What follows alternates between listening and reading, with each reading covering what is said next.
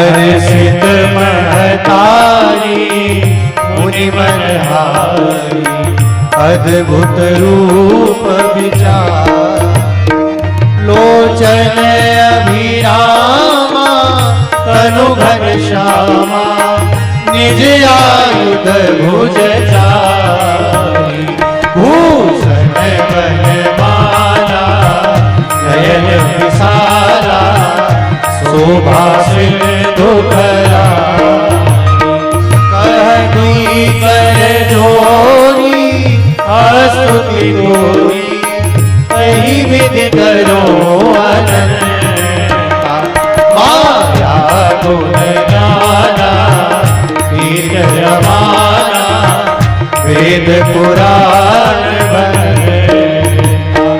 करुणा सुख सागर सब गुण आगर जेहि गावहि श्रुति संता सो अमृत लागी जन अनुरागी भयो ग्रहण श्रीमन ब्रह्मांड निकाया निर्मित माया रोम रोम प्रति वेद कहे मम सोवासी यह उपहासी सुनत धीर मति तेरे उपजा जब ज्ञाना प्रभु मुस्काना चरित बहुत विधि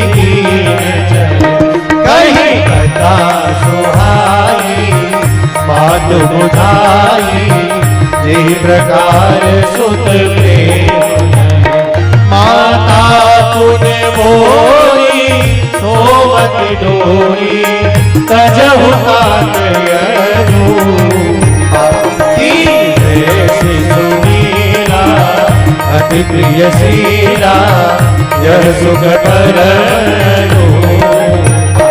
सुनि वचन सुजाना रोदन ठाना होई बालक सुरभू यह चरित जेगावई हरि पद पावई दिन परई भव को भय प्रगट कृपाला दीन दयाला कौशल्या हितकारी भय प्रगट कृपाला दीन दयाला कौशल्या हितकारी भय प्रगट कृपाला दीन दयाला कौशल्या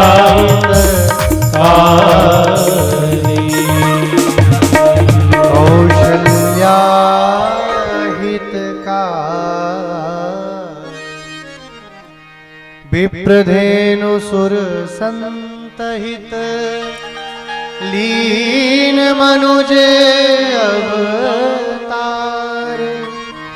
निज इच्छा निर्मित तनु माया गुण गोपाल बोल सियावर रामचंद्र की जय। सुनि शिशु रुदन परम प्रिय बानी संभ्रम चली आई सब लाला के रुदन की आवाज को जब सुना, अभी जो स्तुति है इसका अर्थ हम लोग कल सुनेंगे, है ना। अब 9:30 हो गए, बस 2 मिनट में भगवान का अवतार करके चारों भाइयों का फिर ये जो चौपाइयां बड़ी सुंदर है स्तुति, इसका अर्थ हम लोग कल समझेंगे। सुंदर स्तुति की मैया ने कहा ये 4 हाथ वाली लाला मत बनो महाराज, बनना तो बेटा बनो। बोले कैसे? बोले 2 हाथ वाले। रोने लगे भगवान। छोटे से रघुनाथ जी की रुदन की जब वाणी को सुना, सारी सेविकाएं भाग के आई, महाराज को जाके बताया, महाराज महाराज पुत्र हुआ, पुत्र हुआ।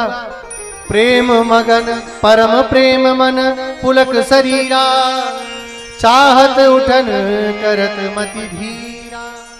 दशरथ जी का हृदय गदगद हो गया। जिनका स्मरण करके बड़े बड़े ऋषि मुनि संतुष्ट होते हैं, और वह भगवान आज मेरे घर पर आए हैं। जिनका नाम बोलने से शुभ हो जाता है, आज मेरे घर पर आए हैं। वशिष्ठ जी को बुलाया। वशिष्ठ जी ने आकर के नंदी मुख श्राद्ध आदि किया, और सुंदर स्वर्ण चांदी हीरे जवाहरात महाराज सबको प्रदान करने लगे।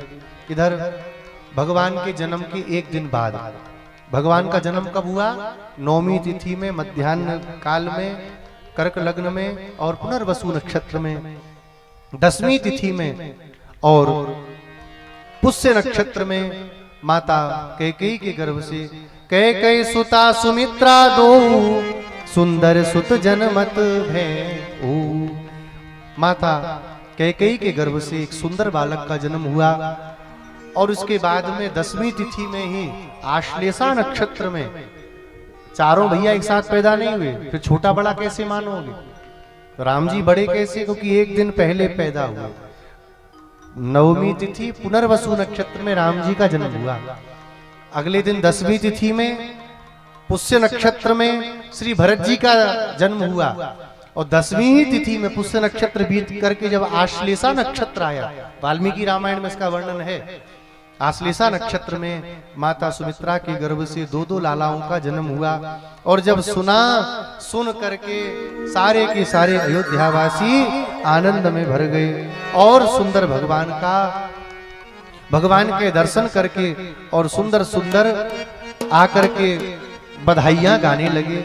आइए भगवान श्री रामचंद्र की बधाई गा करके आज की कथा को विश्राम करेंगे।